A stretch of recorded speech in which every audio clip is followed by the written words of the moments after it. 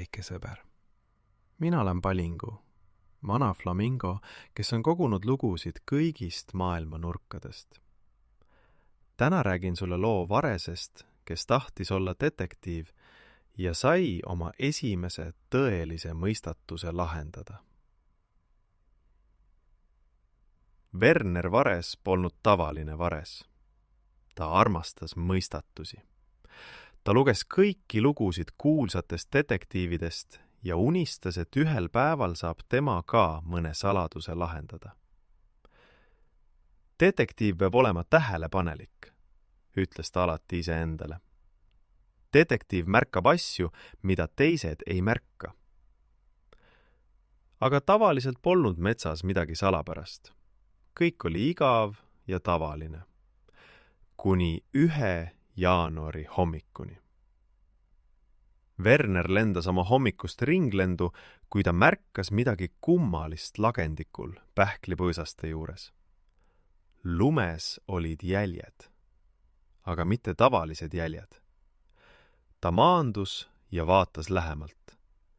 Süda hakkas kiiremini lööma. Need jäljed olid võimatud. Iga jälg oli ümmargune ja suur, peaaegu nagu karu oma. Aga karu jalajälg oli erinev. Karu jäljes on näha varvaste jäljed ja kanna jälg. Need jäljed olid aga täiesti siledad ja ümarad, nagu oleks keegi lumme vajutanud 2 suure kausiga. Mõistatus, sosistas Werner õnnelikult. Lõpuks ometi tõeline mõistatus. Ta tõmbas mõttes oma detektiivimütsi pähe ja asus tööle. Esimene reegel. Uuri sündmuskohta. Werner kõndis jälgede ümber ja joonistas need meelde. Jäljed tulid metsast, läksid üle lagendiku ja kadusid teisele poole, kuuse alla mäeküljel.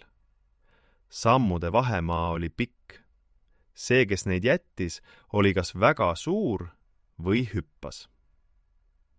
Teine reegel. Küsitele tunnistajaid. Werner lendas lähimasse pessa, kus elas Vilma varblane. Vilma, kas sa nägid eile midagi kummalist lagendiku juures?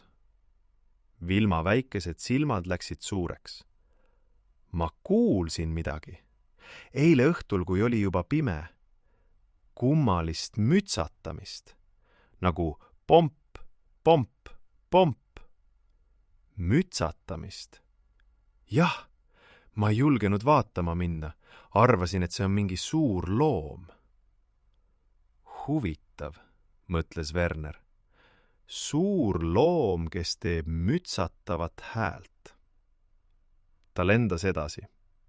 Konrad Kobras oli oma tammi juures. Konrad, kas sina kuulsid või nägid midagi eile õhtul? Konrad kraapis oma habemekarvu. Ma olin oma tammi juures ja kuulsin, et lagendiku poole läks keegi, aga ma ei näinud, kes. Oli juba liiga pime. Mis suunast ta tuli? Kõrval tamme poolt, sealt, kust jõgi algab. Werner tänas teda ja lendas edasi. Nüüd teadis ta, et salapärane olend tuli jõe ülemjooksult ja läks üle lagendiku kuuse alla mäeküljele. Aga kes see oli? Werner mõtles. Ümmargused siledad jäljed, suur samm, mütsatav hääl.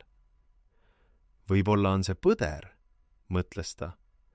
Põdrad on suured ja neil on sõrad.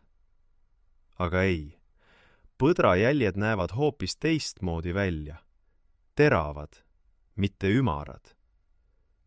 Võib-olla karu. Mõni karu, kes ärkas talveunest. Aga karu jälg on teistsugune ja pealegi, kes karu ärkaks keset talve? Werneril tuli pähe uus mõte. Ta pidi rääkima kellegi targaga. Ta lendas vana Ants Sahmi juurde, kes oli kõige vanem ja targem kala jões. Ants, ma vajan sinu abi. Ants tõusis veepinnale ja kuulas Werneri kirjeldust. ütles vana kala. Ümmargused jäljed ütled ja siledad. See kõlab nagu, ei, võimatu. Nagu mis? Vanasti, kui ma olin noor, nägid loomad mõnikord inimesi. Inimestel olid jalgade otsas kummalised asjad, mida nimetati saabasteks. Saabasteks? Jah, aga inimesi pole siin metsas nähtud aastaid. See ei saa olla inimene. Werner tänas Antsu ja mõtles. Saapad. Ümmargused jäljed. Kas keegi metsloom võis kuidagi saapad saada? Ta otsustas järgida jälgi lõpuni. Jäljed viisid kuuse alla mäeküljel. Sealt edasi läksid nad läbi tiheda võsa ja lõppesid. Werner vaatas ringi. Jäljed lihtsalt lõppesid, nagu oleks see olend õhku haihtunud. Väga kahtlane, pomises Werner. Ta hakkas uurima ümbrust. Ja siis märkas ta midagi. Üks suur kuusk oli veidi teistsugune.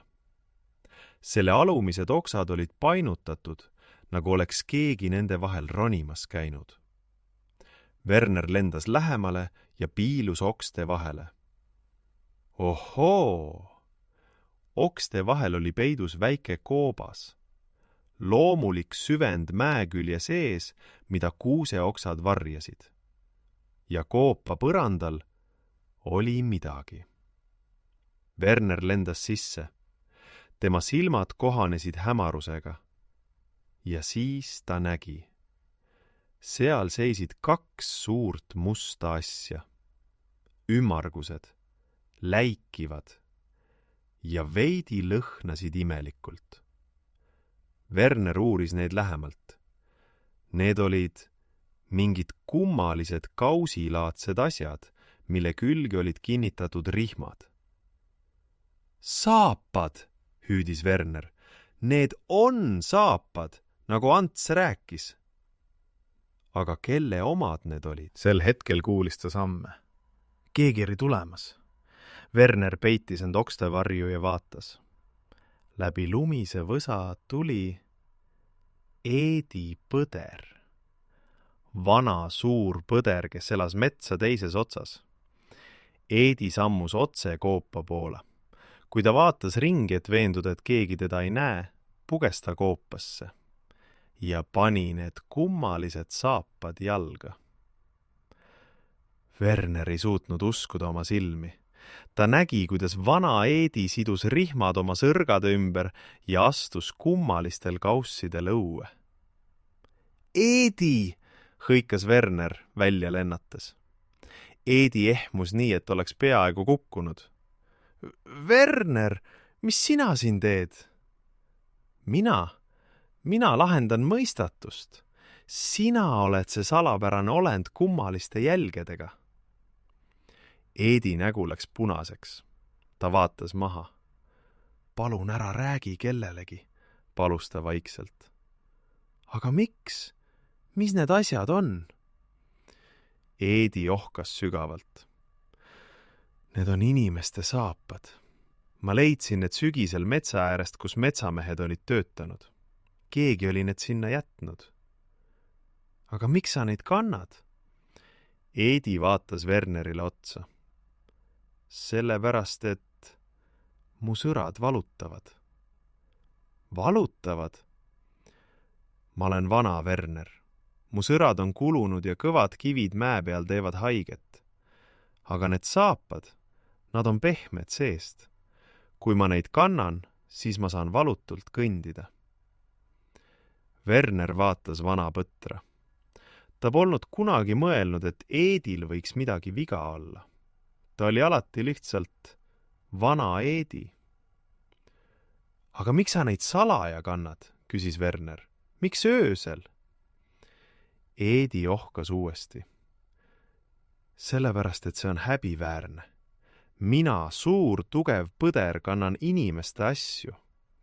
Teised naeravad mind välja. Sellepärast ma kannan neid ainult öösel, kui keegi ei näe, ja hoian neid siin peidus. Werner mõtles pikalt. Eedi, ütles ta siis, see pole häbiväärne. See on tark. Sa leidsid lahenduse oma probleemile. Selles pole midagi häbiväärset. Eedi vaatas teda üllatunud. Sa arvad nii? Jah, ja tead, mida ma arvan veel? Ma arvan, et sa peaksid neid päeval kandma. Las teised näevad. Ja kui keegi naerab, siis las ta naerab.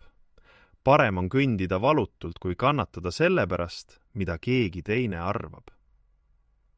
Eedi silmad läksid veidi niiskeks. Sa oled tark noor vares, Werner.